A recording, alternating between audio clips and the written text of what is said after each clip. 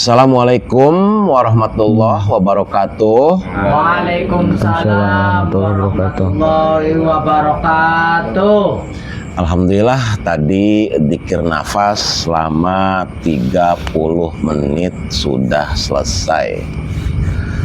Untuk Gus Jaki, Gus silahkan. Tadi dari dalam dzikir nafas ada sensasi-sensasi apa saja? Silahkan. Assalamualaikum warahmatullahi wabarakatuh. Waalaikumsalam warahmatullahi wabarakatuh. Untuk dzikir nafas malam Jumat sekarang, Guru. Iya. Tadi di awal itu nggak fokus, Guru. Masih ngeblank ya. Nggak ada sensasi apa-apa. Tapi di menit-menit terakhir itu saya melihat yang meditasi di sini tuh kayak ada di dalam danau gitu, Guru. Di dalam danau dengan air yang jernih, dengan suara air yang khas gemericiknya gitu. Setelah itu saya melihat bintang dari kejauhan itu dari arah itu. Jadi semuanya, Gus, yang dzikir nafas di sini semuanya seperti ada di dalam danau, begitu tah? Iya. Iya. Yang airnya jernih. Terus ikan-ikannya berenang mengitari yang dzikir nafas di sini. Iya.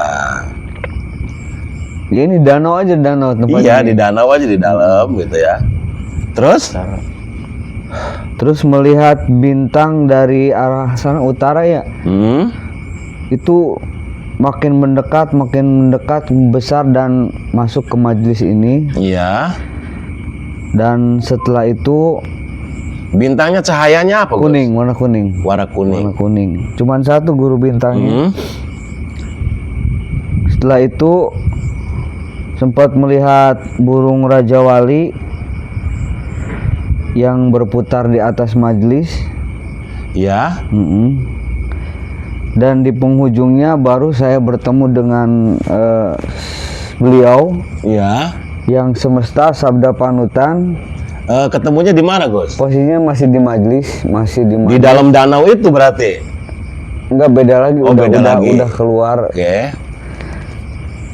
Ya di tengah-tengah dzikir nafas, tapi enggak di danau. Di posisi di sini ya. Gini, Gus, nanti ini dulu sebentar. Kenapa kita waktu Gus Jaki naik ya langsung kita seperti dzikir nafas di dalam danau ya. Artinya danaunya tenang gitu, Gus ya. Iya. Dari atas kelihatan sampai bawah transparan gitu kan.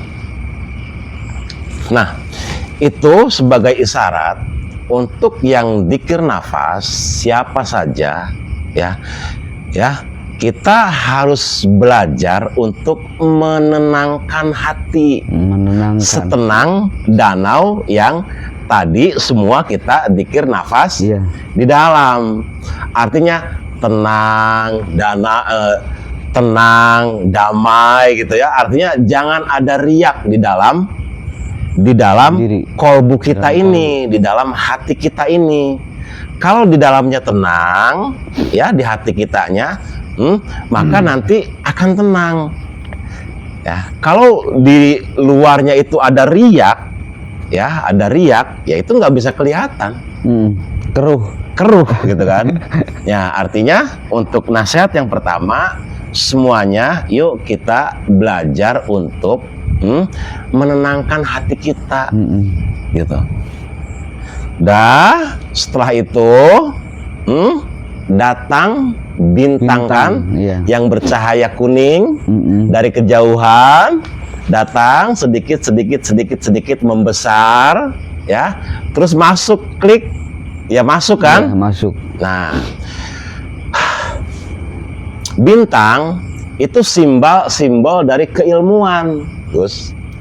Simbol ilmu itu bintang-bintang. Jadi matahari, nur ilahi, ya, cahaya bulan, nur Muhammad, ya, dan bintang-bintang adalah simbol keilmuan. Dari dalam dzikir nafas tadi, ya, bisa saja itu sebagai isyarat, ya, artinya ketika bintang itu datang membesar, ya, terus masuk, ya, itu dengan harapan kita yang ada di sini semuanya, ya, belajar ilmu dari dzikir nafas, gitu. Artinya sir rahasia antara dirimu dengan Tuhanmu. Sir itu kan adanya di nafas. Kita belajar jarak terdekat antara seorang hamba dengan Tuhan adalah dari nafasnya. Nah, artinya ilmu-ilmu yang apa? Yang nanti akan membuat kamu tenang, kamu damai, gitu.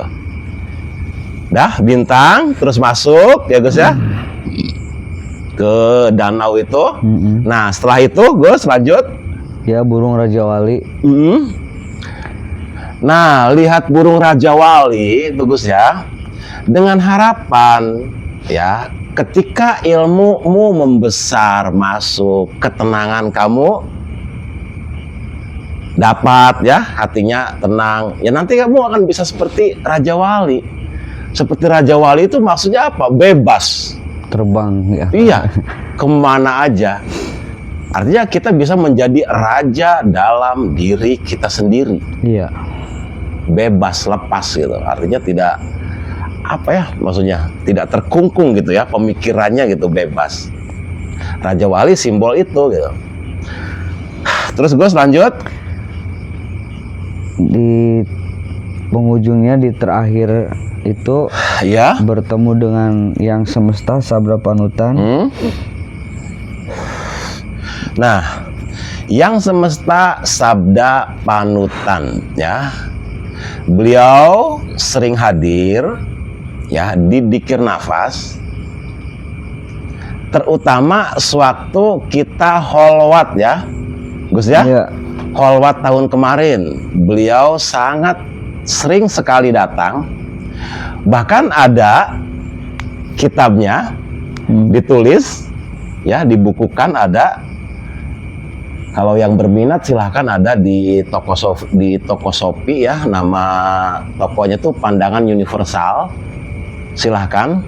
Di situ ada nasihat dari beliau yang sangat mulia, yang semesta sabda panutan. Nasihatnya ada berapa Gus? 31 nasihat. Beliau sewaktu kita holwat, ya, intens sekali masuk ke dzikir nafas dan memberikan pelajaran-pelajaran. Dan alhamdulillah 31 pelajarannya itu ditulis, ya, di kitabnya Wahyu yang Semesta Sabda Panutan. Dan malam ini alhamdulillah beliau yang sangat mulia hadir lagi mendatangi, ya, kita yang sedang dzikir nafas di majelis ini. Oke Gus, lanjut. Nasihat dari beliau. Posisinya di majelis di sini Gus. Di majelis guru. Iya, iya.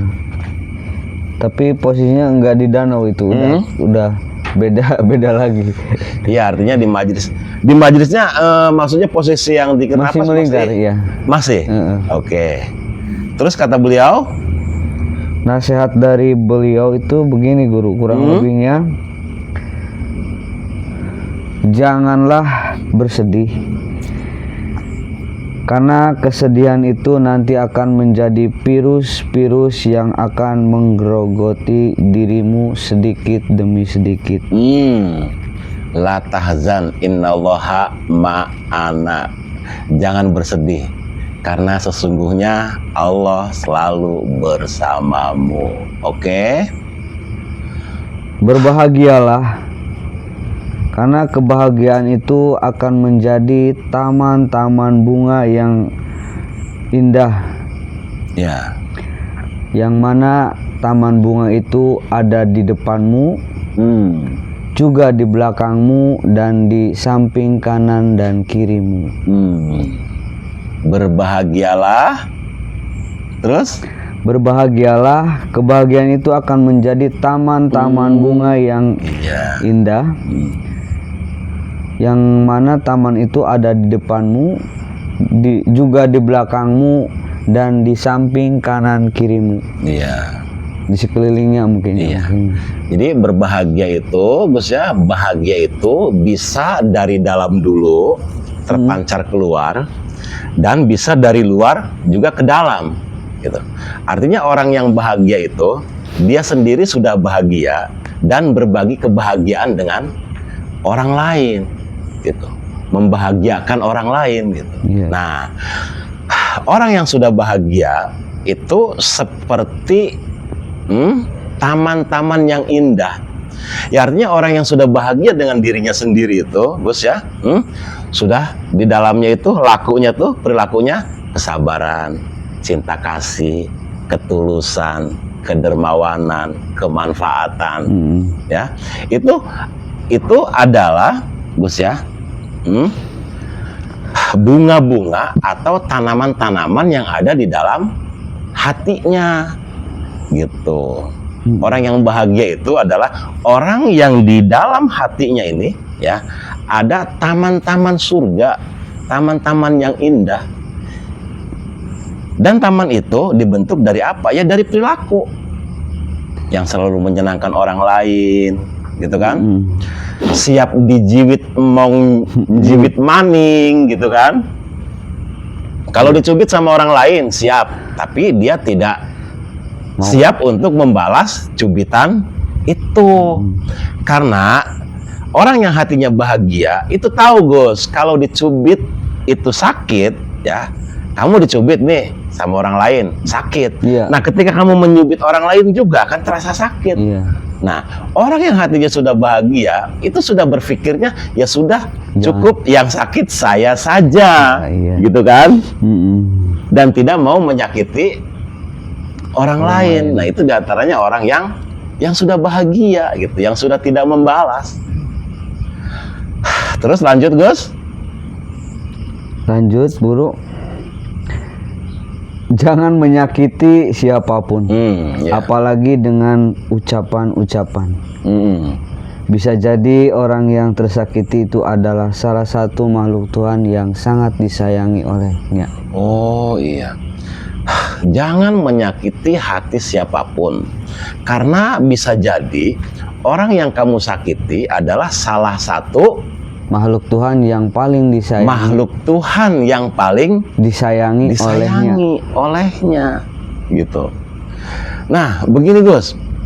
Apalagi ini ucapan-ucapan, maksudnya mana? Apanya? Apalagi dengan ucapan-ucapan menyakitinya tuh.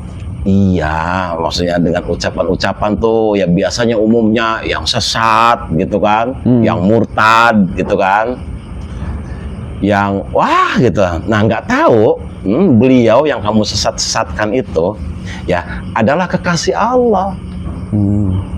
Kekasih Allah itu cirinya, Kang Sopan, ketika dimarahi, ketika dihujat, ya beliau tidak akan membalas.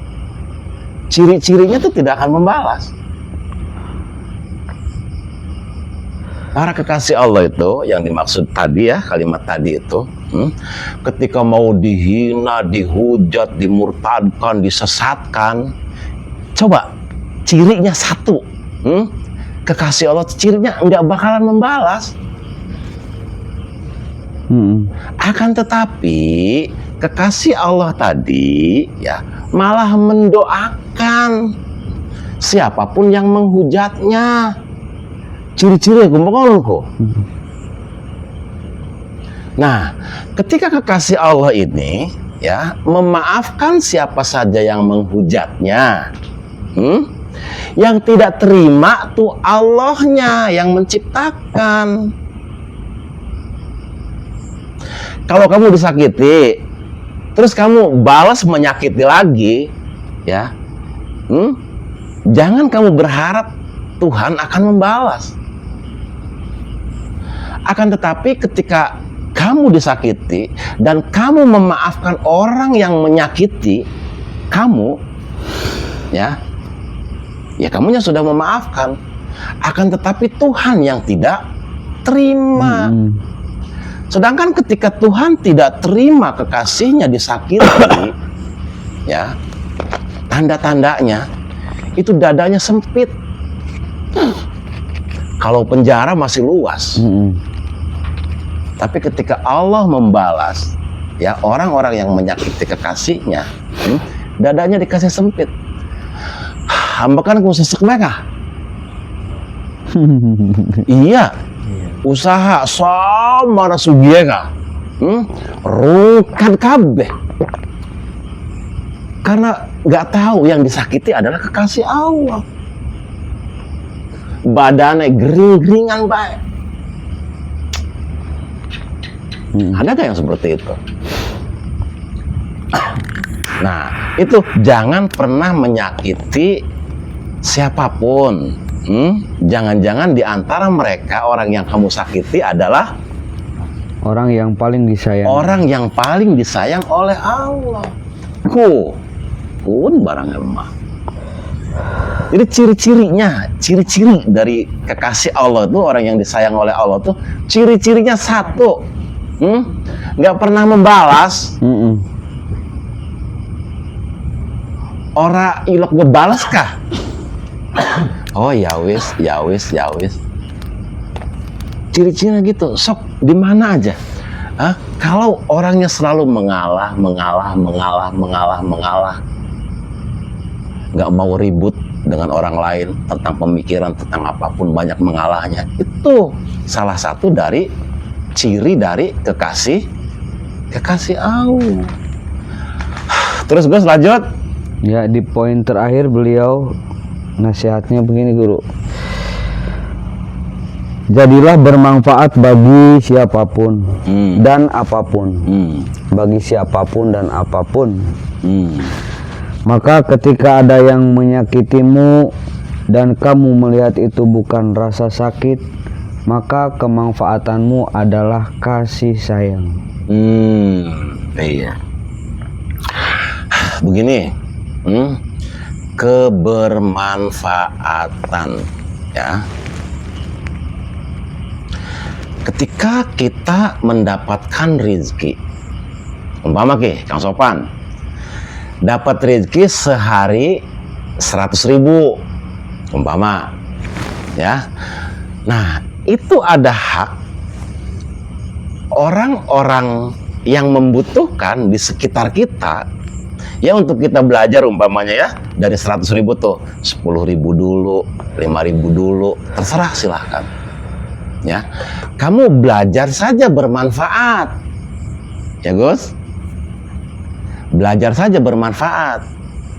Nah, sesudah bermanfaat, Gus, coba kalimat terakhirnya apa tadi? Lupa. Maka ketika ada yang menyakitimu dan kamu tidak merasa tersakiti, maka kemanfaatanmu adalah kasih sayang. Tuh, ya. Kang Sopan tuh tadi dapat rezeki 100.000. Ya, dikasih ke tetangganya nggak mampu 10.000.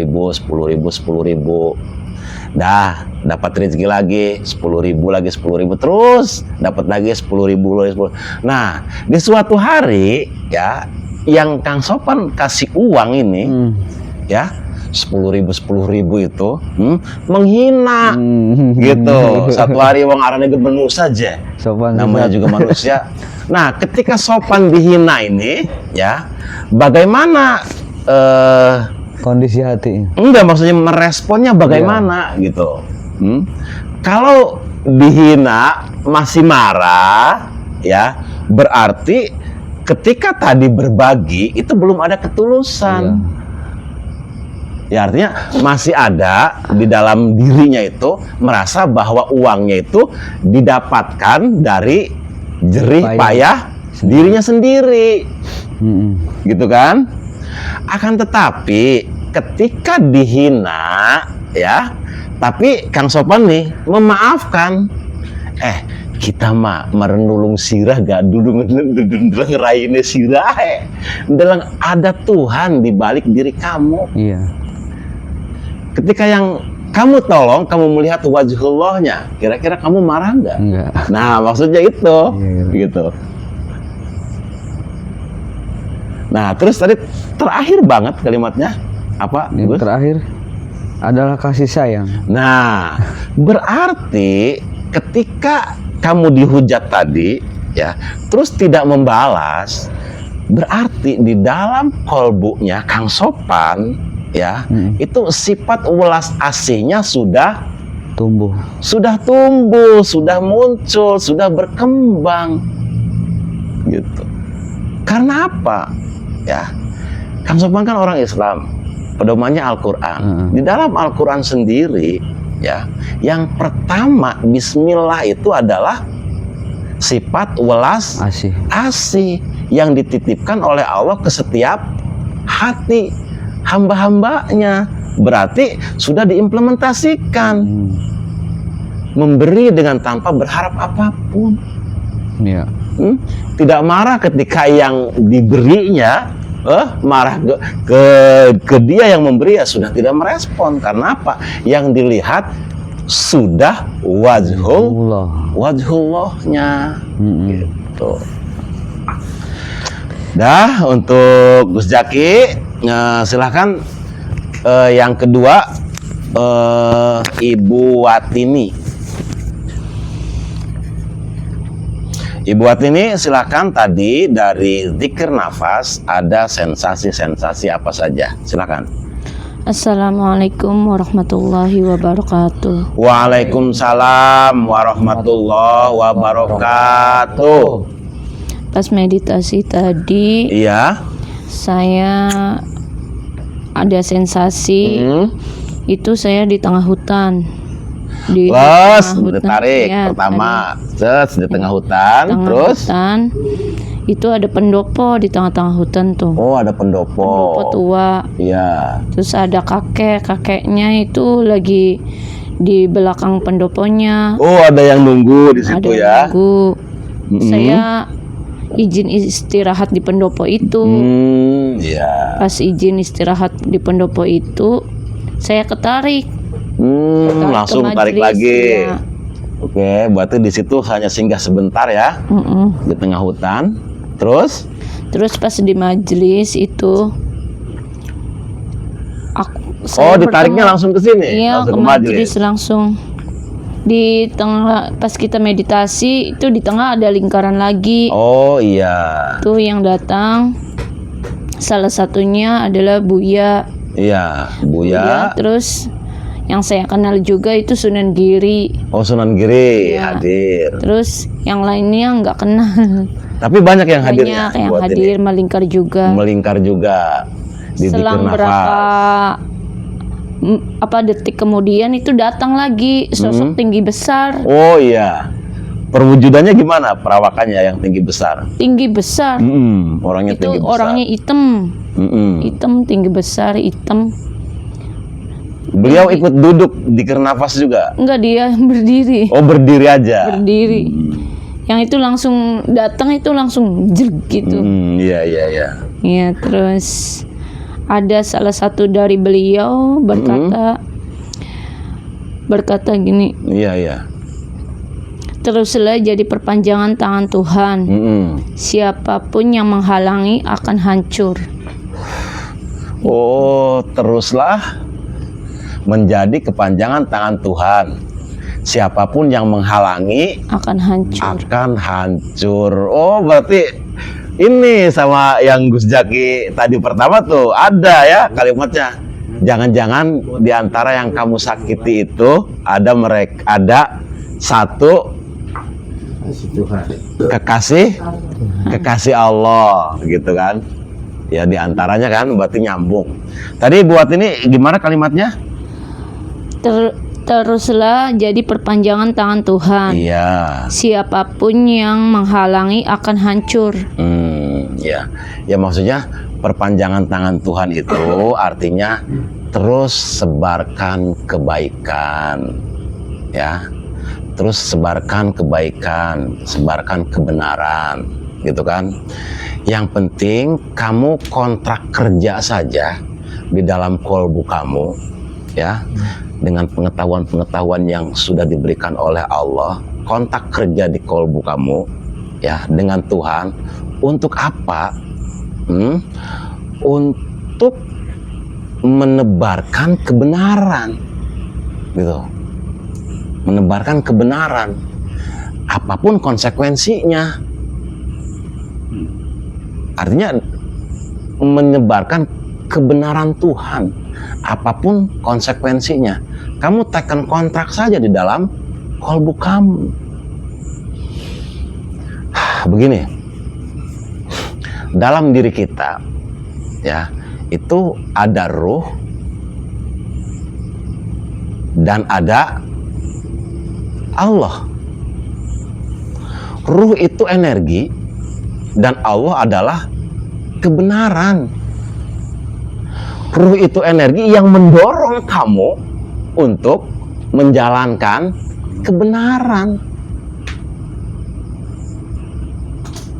Nah, kebenaran Allah adalah kebenaran yang seperti apa? Ya. Kebenaran Allah adalah ketika kamu melakukan kebaikan apapun. Apa saja kebaikannya. Ketika kebaikan itu sudah kamu lakukan, masuk ke dalam, kamu akan semakin nyaman, semakin rendah hati, semakin mengalah. Itu namanya kebenaran. Kebenaran apapun yang kamu lakukan, ya, ketika itu menyebabkan kamu menjadi sombong, ya, menjadikan satu kesombongan, dikaji ulang lagi. Pasti ada yang salah. Paham, Pan? Dah, untuk pertemuan kali ini cukup sekian saja dulu. Semoga ada manfaatnya. Wabillahi taufiq wal hidayah. Wassalamualaikum warahmatullahi wabarakatuh. Waalaikumsalam warahmatullahi wabarakatuh.